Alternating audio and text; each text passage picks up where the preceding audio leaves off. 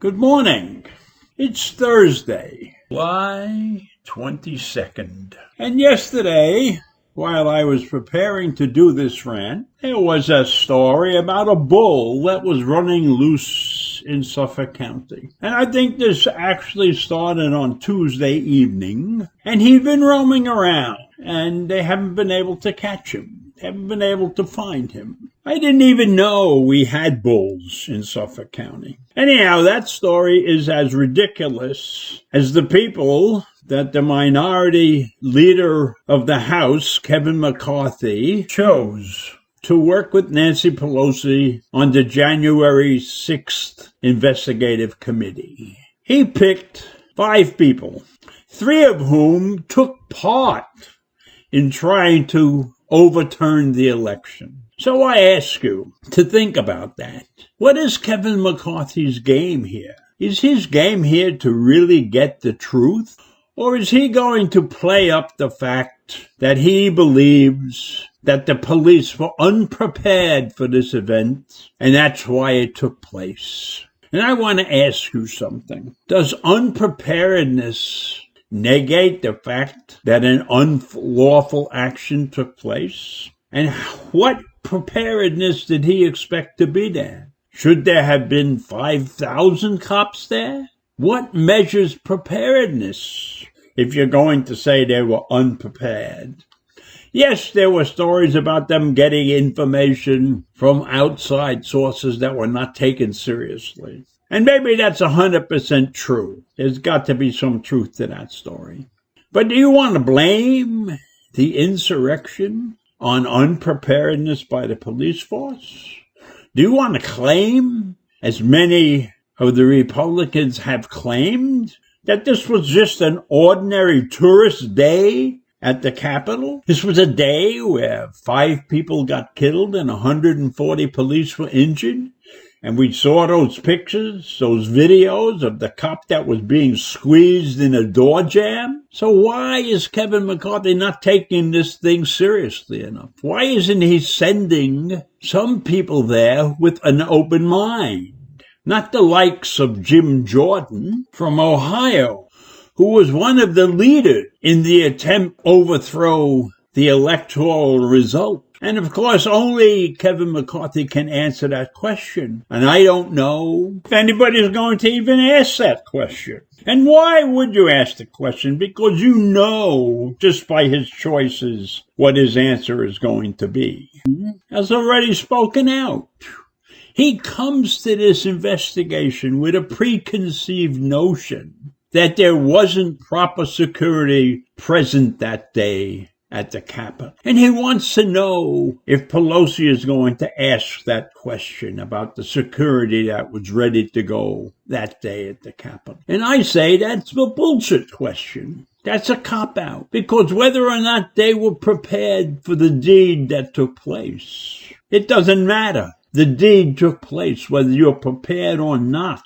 So even if you were prepared, the deed would be the same. You attacked the Capitol. You attacked the foundation of the United States.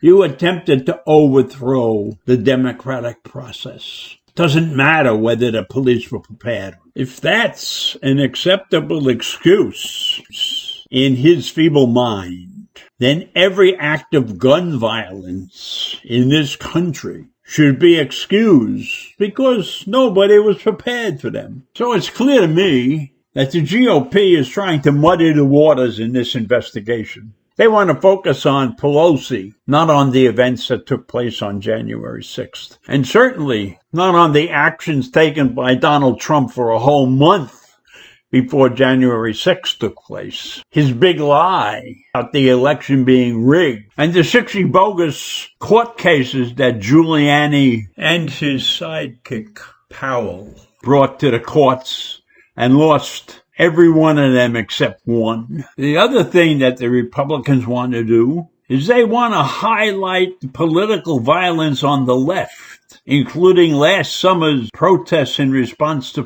police brutality. They want those issues to also be investigated as part of this investigation. Now, it should be investigated, but I think the crimes are separate. They are separate crimes, and they need individual attention. So I don't think the Republicans should be muddying the waters with what the political left did in this investigation. This is a distraction. It's a common ploy that people use. They tell you something else that had no relevance to the topic at hand. So Pelosi has veto power over the picks, but she hasn't said whether she's going to do that or not.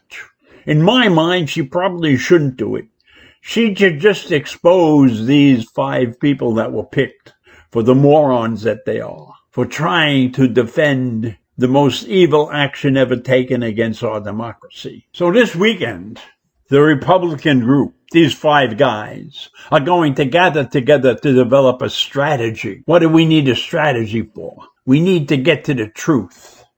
If you have a strategy, in my mind, that means you're trying to avoid something. You have to figure out a way to get out of this pickle that you're in. So I don't see why this group of 5 needs to get together to develop a strategy.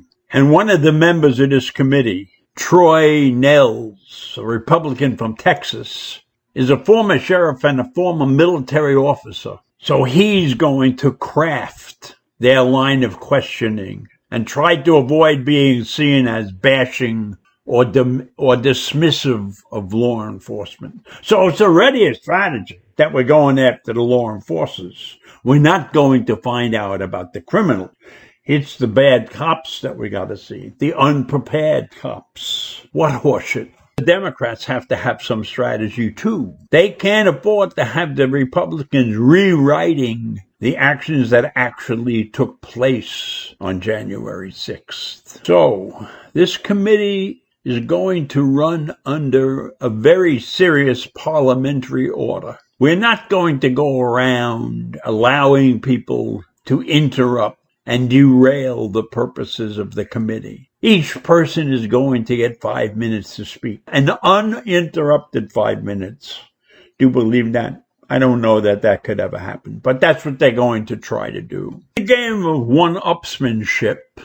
The Democrats right now are hiring staff for the process of interviewing and other tasks that have to take place. But the Republicans can't do that until Pelosi okays the 5 people who were assigned by Kevin McCarthy to join the committee.